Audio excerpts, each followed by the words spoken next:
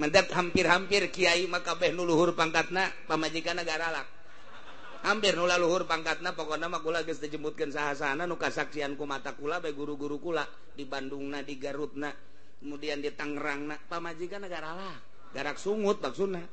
tengah hiding aya sasaha tengah hiding sasaha nyarekan bae eta pamajikan aja urang sebagai murid nabu pan eta guru urang dicarekan ku pamajikanna kadele ku mata urang mah hina horeng keur diangkat darajat ku pangeran masya Allah mantak anu can kawin neangan anu sungutna kos kaleng rombeng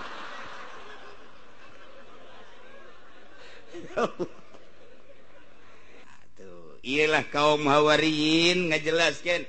wahai manusia Isa lain pangeran Isa lain Tuhan Isa mah nabi diangkat jadi rasul dibere karomah tekadkeun ku maneh Nabi Isa nabi rasul lain pangeran geus jelas kaum Hawariyun ngajelaskeun jelema nu luhur keyakinanna kaum Hawariyun teh pembela terhadap Kangjeng Nabi Isa alaihis pengikut setia ke mana bae di mana bae nyanalah nu ngahadang kemunkaratan lantaran geus belah dua manusia teh nu hiji mangerankeun ka Kangjeng Nabi Isa nu hiji ngarasulkeun penuh ka Kangjeng Nabi Isa encan ye di luar Hawariyun mangerankeun ka Kangjeng Nabi Isa encan ngan arah kana mangerankeun geus aya arah kana nuhankeun ka Kangjeng Nabi Isa geus aya encan lantaran dinobatkeun jadi pangeran teh saenggeusna diangkat ka luhur langit ngan keur can diangkat ka luhur langit nage geus luar biasa Kangjeng Nabi Isa teh wah geus disembah-sembah geus dikieu-kieu asal aya Kangjeng Nabi Isa geus dikieu-kieu malah Kangjeng Nabi Isa teh dicoba ku umat-umatna hayang anu coba Isa itu gerokeun kotok tuh kade digerokeun kotok kade di kotok nuturkeun coba pencit Isa pencit coba goreng digoreng coba dahar ada atuh babarengan dahar mah dahar coba hudangkeun deui gom ya kotok hudang inilah hudang deui kongkorongok berangkat Isa pohara jasa atuh leumun urang bisa kos kitu atuh mencitan kotok bae urang sugeuk mencit kotok goreng jeung keluarga gom inilah hudang deui isuk pencitnya mal beak-beak hiji ge asana teh urang mah geus ngaco bae sih ngaco urang mah mun bisa kos kitu teh malah deuk dibisniskeun Kangjeng Nabi teh mujizatna bisa ngocor cai tina ramu jelema 700 Kangjeng Nabi na kieu bae Allah nu nginum nu mandi nu mawa pohara jasa timbul di benak hati urang mun aing bisa kitu asana geus aing mah dibisniskeun ka unggal kontrakan ku aing moal diberes ya mah niatna ge kos kitu moal bisa si Abdul Qadir mah bisa kakalayangan hiber timbul di jero hate aing mun bisa hiber mantep deuk ka mana aing hayang ka Bali ialah kaum Hawariyun pecinta Kangjeng Nabi Isa cek kaum Hawariyun Isa kami ieu ngabela anjeun luar biasa eueuh deui rasul nu diimankeun iwal ti anjeun ngan kami boga pamenta ka anjeun aya naon cek Kangjeng Nabi Isa Yaqala al-hawariyuna ya Isa ibn Maryam ingat anjeun Muhammad engke di akhirat bakal dibuktikan pertanyaan-pertanyaan Gusti Allah terhadap para rasul setelah dikumpulkan para rasul teh ta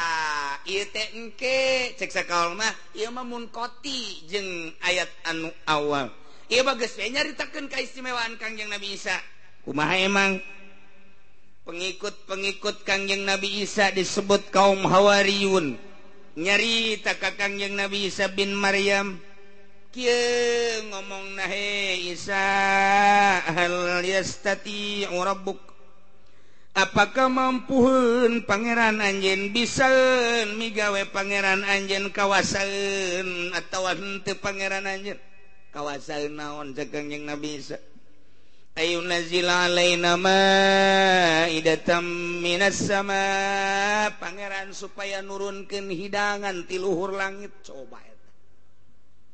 kami deka rumpul kabehan ribuan manusia yang nyaksikeun coba anjeun ngadoa minta ka pangeran mampuheun henteu eta pangeran teh supaya nurunkeun hidangan ti langit kahandap ke ku kami bisa kadeuleu ku kabehan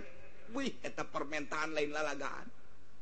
haramat eta menta kaum Kangjeng Nabi Isa pengikut Kangjeng Nabi Isa pengikut setia nu sok disebut kaum Hawariyun menta ka Kangjeng Nabi Isa hei Isa coba turunkeun di langit hidangan kami supaya neuleu Masya Allah mendet jadi rasul teh berat kitu keneh jadi wali emang kumaha gitu teu meunang salah kitu keneh jadi ulama teu meunang salah ulah sok kaju ngadoa jadi ulama lamun boga mustajabud da'awat mah sing hade mentek kiai teu meunang nyapa lain kiai nu sok supasapa mata mah jawara nu kos kitu mah cek mantog sia kitu bener bae anak ngamantog jak aing ge sia teu nurut ka aing paling mah boga telu jawara tah mah kiai baula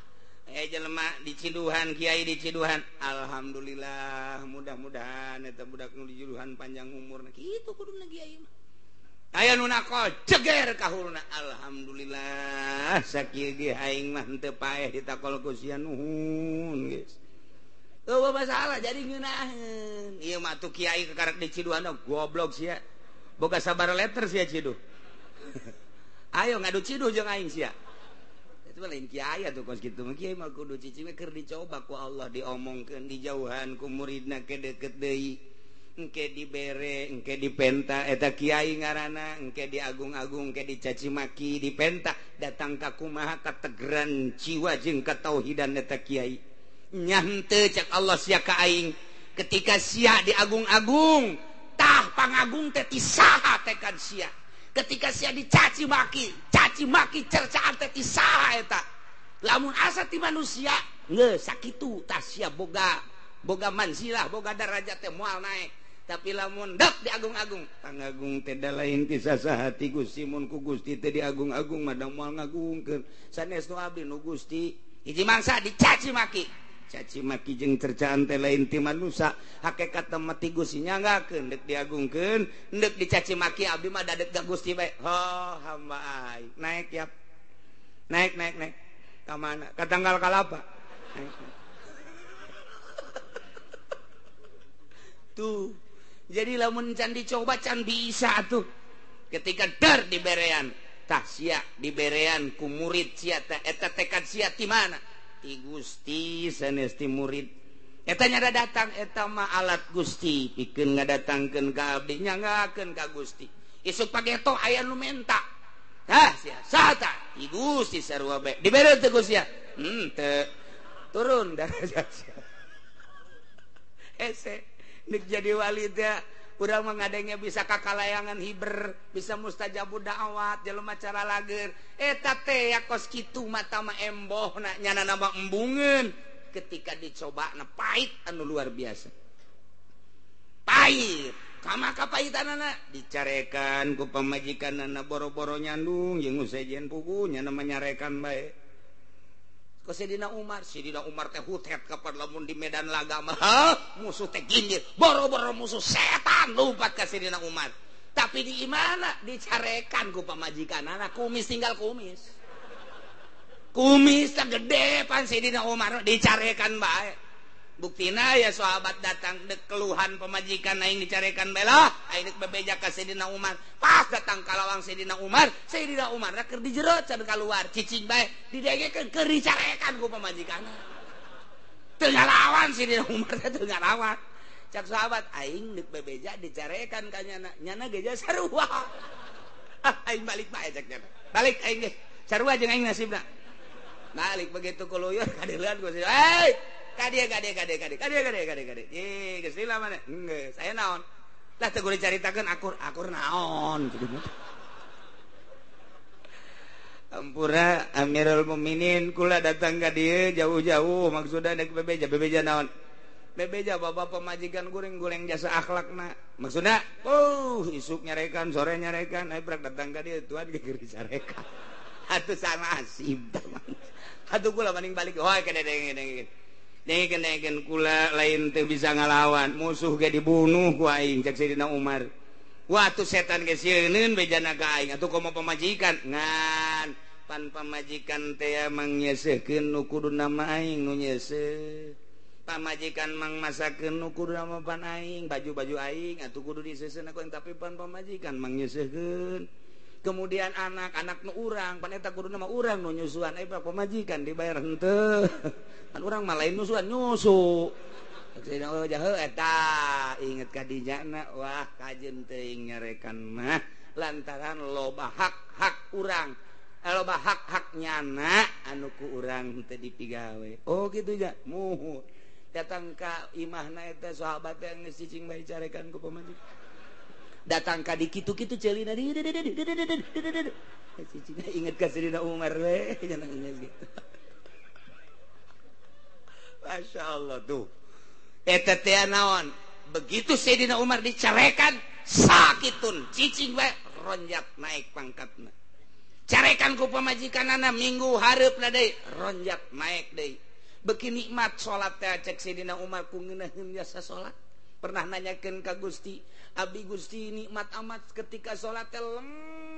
bae inget dengan ka Gusti dong di mana ibadah naon abdi oh ilham turun Umar ibadah anjeun cicing bae ketika dicarekan ku pamajikan jadi maneh nemah jasa tan mantap urang ge engke mah bebeja ka pamajikan carekan aing atuh aya yang dicarekan mah ulah tamang geus nasib-nasib bae geus mantap hampir-hampir kiai mah kabeh nu luhur pangkatna pamajikanna garalak hampir nu luhur pangkatna pokona mah kula geus dijemputkeun saha-sahana nu kasaksian ku mata kula bae guru-guru kula di Bandungna di Garutna kemudian di Tangerangna pamajikanna garalak garak sungut maksudna tengah hiding aya sasaha tengah hiding sasaha nyarekan bae eta pamajikan aja urang sebagai murid nabu pan eta guru urang dicarekan ku pamajikanna kadele ku mata urang mah hina horeng keur diangkat darajat ku pangeran Masya Allah mantap anu can kawin neangan anu sungutna kos kaleng rombeng